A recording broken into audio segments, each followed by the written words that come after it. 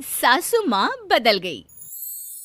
कहानी उस घर की है जहाँ बहू और बेटी को एक माना जाता था, लेकिन फिर अरे शिखा बेटा, तू रसोई में क्यों घुसी रहती है? जा, रोटी मैं बना लूंगी। नहीं नहीं माँ जी, आप बैठिए, बस सारा खाना बन ही गया है। श्वेता को बोल देती हूँ, वो खाना लगा देगी सबका। सॉरी भाभी, मेरे पास वक्त नहीं है। माँ, मुझे पैसे देना, पार्लर जाना है। हाँ हाँ चली जाना, भाभी को भी ले जाना। वो भी जाने को बोल रही थी पार्लर, पर पहले ना मदद कर दे उसके खाना लगाने में। देख माँ, वो बहू है, उसे बहू रहने देना, इतना सर पर मत चढ़ा भाभी को। श्वेता, ज्यादा मत बोला कर। बहू और बेटी में कोई फर्क नहीं होता है। जा जाकर काम कर। ननद को माँ का भाभी से इस तरह प्यार करना बिल्कुल अच्छा नहीं लगता। वो बार बार किसी न किसी तरह माँ को भाभी के खिलाफ भड़काती रहती, लेकिन कोई फायदा ना होता। एक रोज, अरे बेटे किशन, जा बहू को कहीं घुमा कर ला, सारा दिन घर में काम करती रहती है। हाँ हाँ माँ, हम लोग जा रहे हैं ना गोवा। अच्छा जी, भाभी ने तो हमें बताया भी नहीं। वैसे तो सारी पंचायत करती है, ये गोवा वाली बात क्यों छुपा गई हमसे? अरे क्योंकि उसे खुद नहीं पता था बहन। मुझे टिकट सस्ती मिल रही थी तो मैंने बुक कर दिया।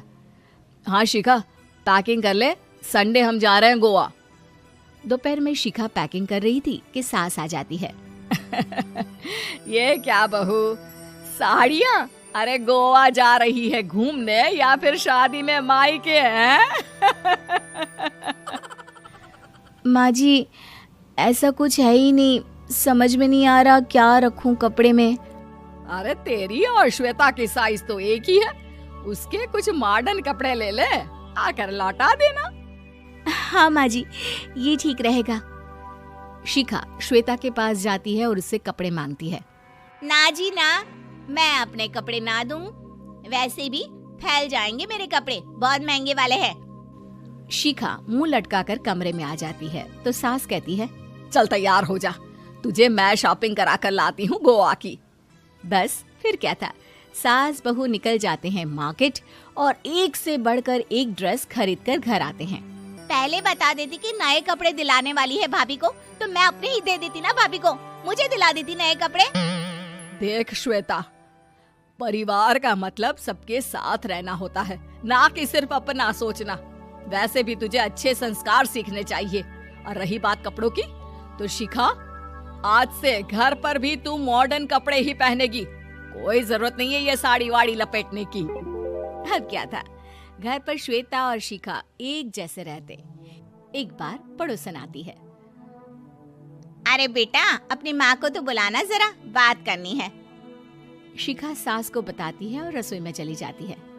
ये आपकी बेटी बहुत बड़ी हो गई है, इसके लिए एक रिश्ता है, कहो तो बता दूं।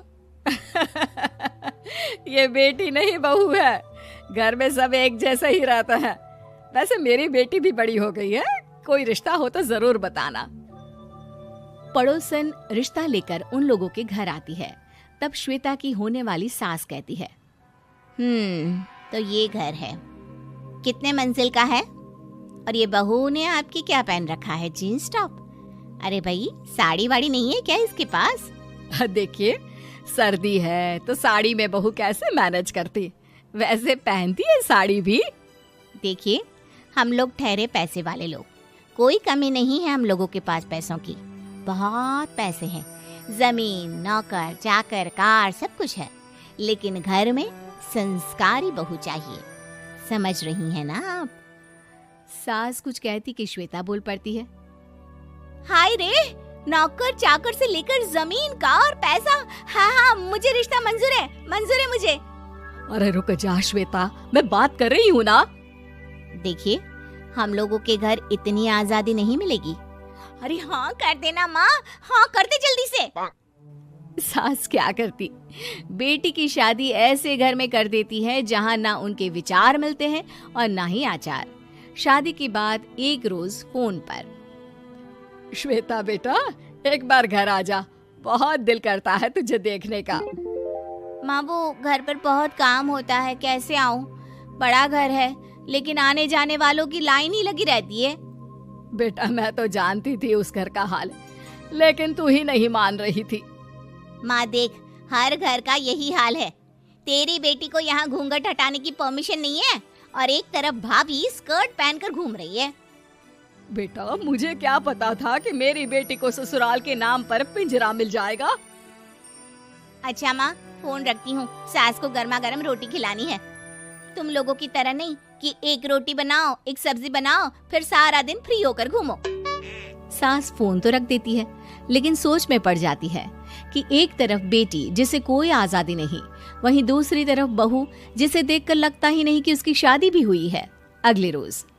शिखा, अरे ओ शिखा। हाँ माँ, क्या हुआ? कुछ चाहिए आपको? मैं जिम जा रही थी। जिम के कपड़ों में बहू को देखकर सास को घूंघट में अपनी बेटी का ख्याल आता है। देख बहू, घर में बहू की तरह रहा कर। इतने टाइट कपड़े पहनकर जिम जाना पसंद नहीं मुझे। जा जाकर रोटी बना।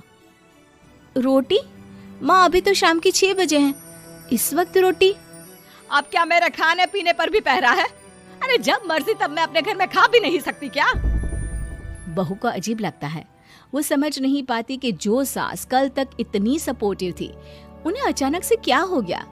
वो किचन में जाती है, गरम रोटी के साथ 2 तरह की सब्जी, रायता, सलाद सब लेकर सास के पास आती है। माँ जी, खाना। इतना सारा खाना? राक्षस समझा है क्या मुझे? रोटी मांगी थी मैंने गर्मा गर्म बस। पर माँ जी, रोटी खाती किससे आप? सब्जी तो बनानी थी ना। अरे भूख मर गई मेरी तेरी बहस से। जा जाकर काम कर, अंदर पूरी रसोई साफ कर। बहू अंदर चली जाती है।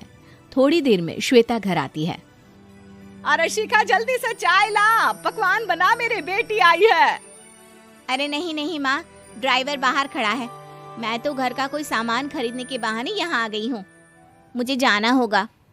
अरे बेटा, पर कितने दिनों बाद देख रही हूँ तुझे, रहने आ जाना 2-4 दिन के लिए।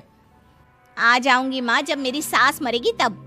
मैं तो रोज मन्नत मानती हूँ कि मेरी सास मर जाए तो अच्छा है। अच्छा चल, जा रही हूँ माँ। हे भगवान, कैसे कैसे दिन देखने पड़ रहे हैं मेरी बेटी को।